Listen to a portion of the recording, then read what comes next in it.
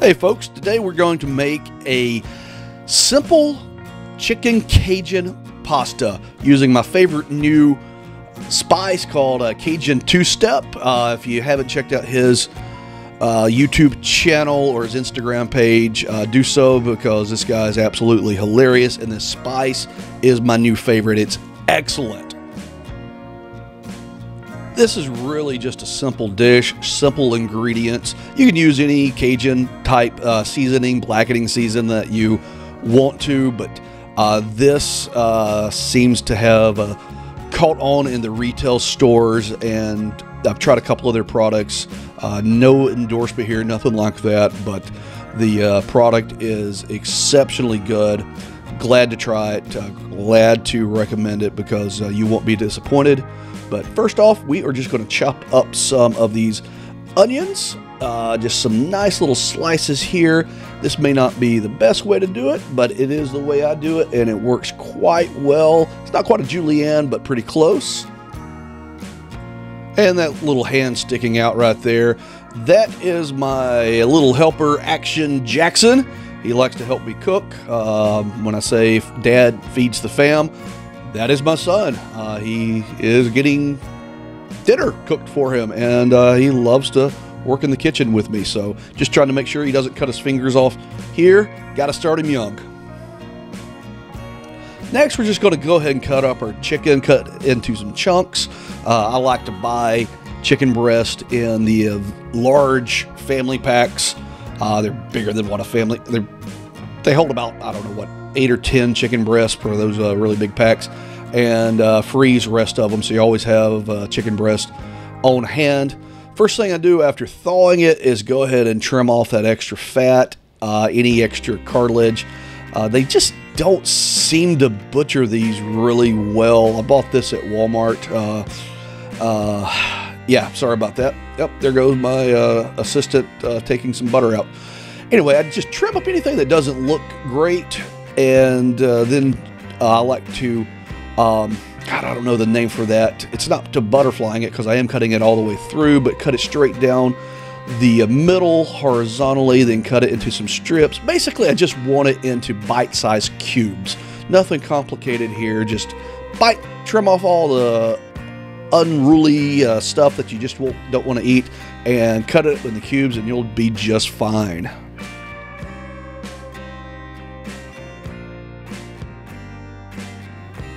Next, we have Mr. Action Jackson himself dumping the Cajun spice into a bowl with all our cubed chicken. Either this kid doesn't know how much spice to put, or he really, really likes Cajun spices.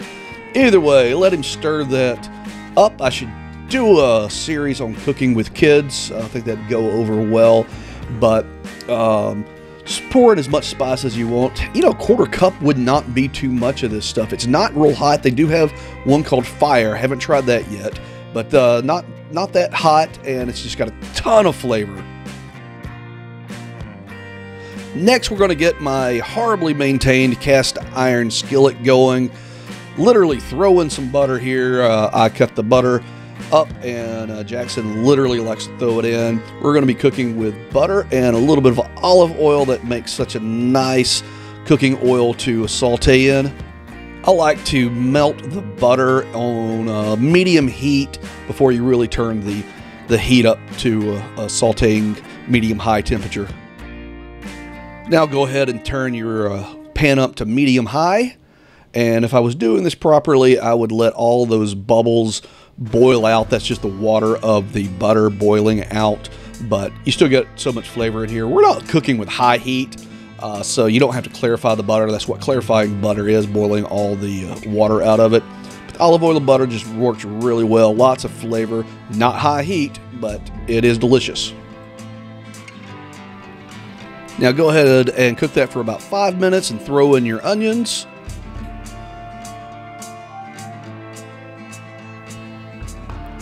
Give that a stir, and then go ahead and pour in 1 can of diced tomatoes here.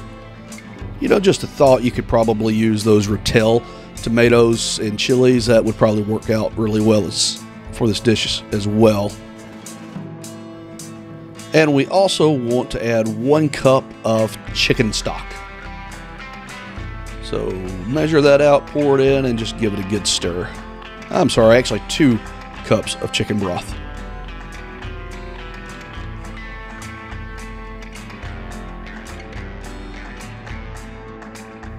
All right, this is where all the creaminess is going to come in. Go ahead and throw in a half pack of cream cheese. If you've let this sort of come to room temperature on your counter, it's going to mix a lot easier. So this stuff is just so good. It's what, a couple of bucks a pack, and it adds just a ton of flavor to any dish. I don't think you can go wrong with it.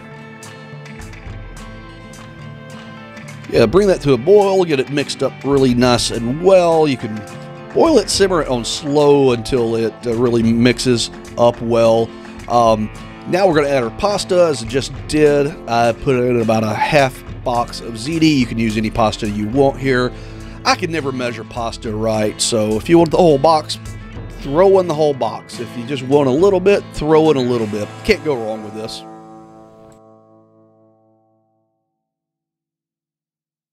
Now just let your pasta simmer in that creamy goodness for the 10 or 12 minutes, whatever the box says for your pasta. Obviously ziti takes longer than, say, angel hair, which I don't think you'd use angel hair on this anyway. But use your pasta of your choice. Now the best part is we get to eat it. So I hope you guys try this recipe. It's inexpensive, it's easy to make, and it's just got a ton of flavor. Hearty, inexpensive, you just can't go wrong with this. I hope you guys enjoy it.